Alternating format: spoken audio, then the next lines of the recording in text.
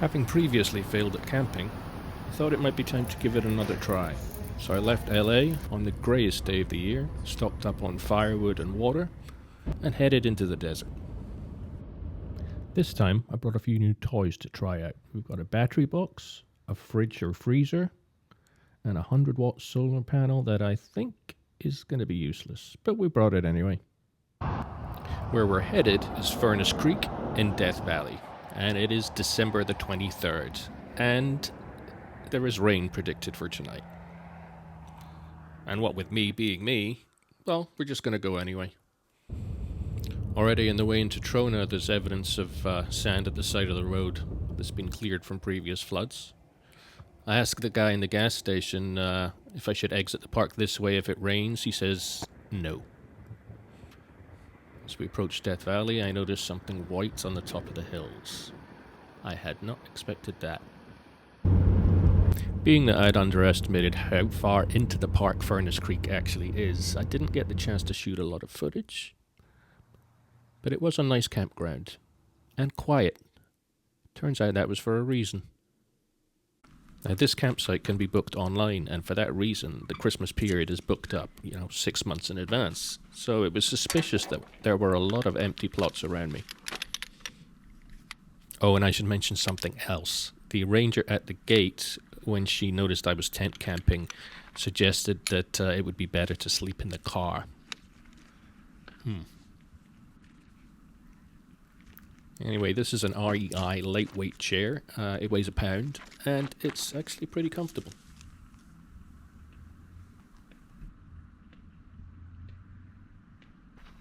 I ventured away from the back of the campsite, but then questioned whether you should be really doing that, and also what made those holes. Now, I'm not going to mention the brand of the MRE meal that I'm going to be cooking, but I would just advise you, don't. It's one of the worst things I may have ever eaten in my life.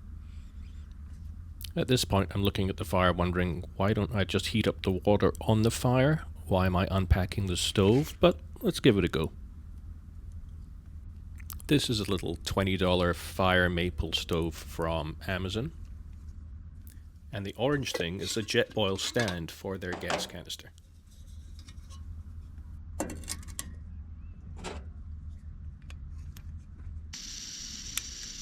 And I gotta say, this stove thing seems to go from 0 to flamethrower really fast.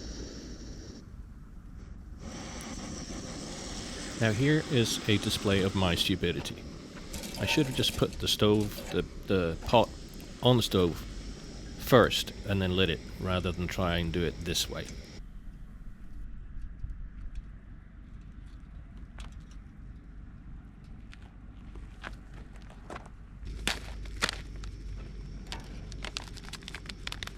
You know how you sometimes get dried food like ramen noodles, pot noodles, that kind of stuff, and there's a little sachet of flavor in there, or oil? Well, it turns out the sachet that's in this one is a desiccant, and it's poisonous, so for once I'm glad I took the time to read the instructions. You know how they say a watched pot never boils? That took about 8 minutes.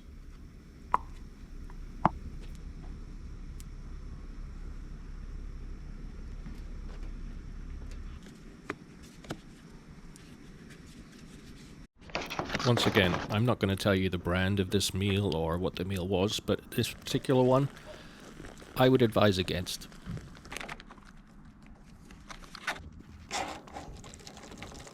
I suspect I should have mixed it up more than I did because the consistency was not consistent. I managed to eat a quarter of this just for the energy, and then went off to find somewhere to dump it so that no animal would find it, because I'd feel bad for them.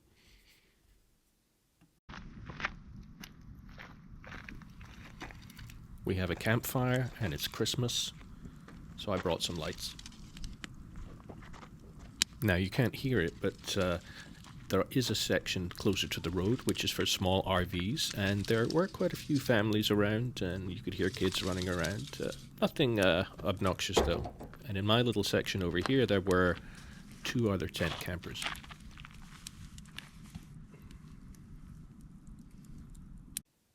I watched the stars for a while, burned 2 bundles of camp wood, and then tried to figure out where I was going to sleep. And I used the Garmin InReach to get a weather report that said rain at 4 a.m. And I didn't fancy packing up a muddy tent into a new car. So after prepping the car, time to go to bed. And that noise you can hear is the compressor on the fridge, which was quickly unplugged. Sure enough, I woke up at 4 a.m. It was a lot darker than it looks on camera. And all I could do was wait till first light to try and get out of this park. It was strange out there. The light seemed odd, no other traffic. But after 2 hours, there was definitely evidence of flooding. One thing I had done, which was unusually smart for me, is I'd put some Google offline maps into the phone, so at least I could confirm I was going in the right direction. It's funny how so much of the world looks like Scotland.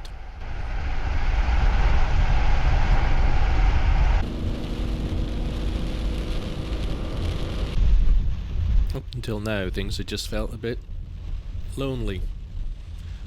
But then this started to become a worry. The big rock there is about the size of an average head, I think. And this stuff had all come down, probably in the last hour. And there was a lot more of it to drive through.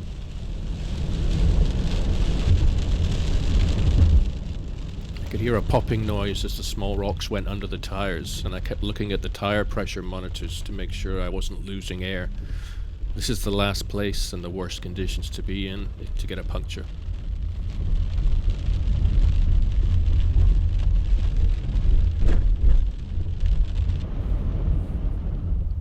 As we headed down from the pass back to the valley floor on the road to Panamint, the debris started to build up. I started to question being out here alone. It's amazing how fast the water builds up.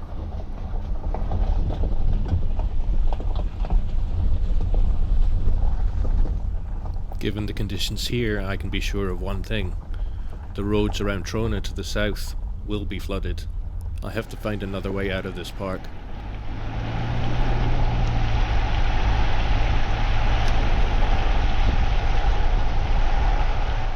It makes sense to me to head to Panamint and then go over the pass to Lone Pine. At least to be some altitude. And while it seemed safer to go up a hill, what it didn't have was visibility. And in some cases, no barriers. The other side of the valley was clearer though. Turn right onto Laws Avenue, then take the first right onto Malone Street. I make a small detour to the old mining town of Keeler. The sign says population 99. Turn right onto Railroad Avenue. It's actually around 70.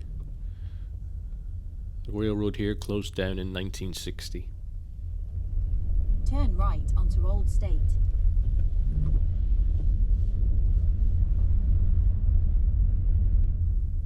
Owens Lake sits behind this town. They used to have a pier and a steamboat to move ore around. Turn right onto Malone Street.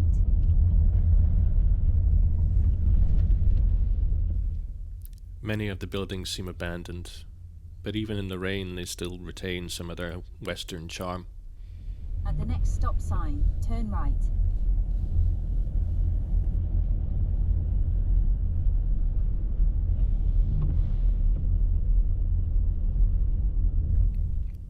It's just as foreboding on the main road, but I do appreciate whoever painted these houses the different bright colours. And even though we're out of Death Valley, you don't want to break down here. There's still no phone service. And then a strange thing happens.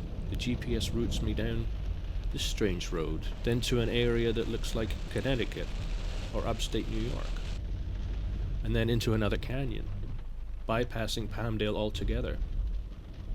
For the most part, I had no idea where I was, although the scariest part I didn't film, driving down I-5 in the rain with LA residents. I did make it home though. Happy holidays.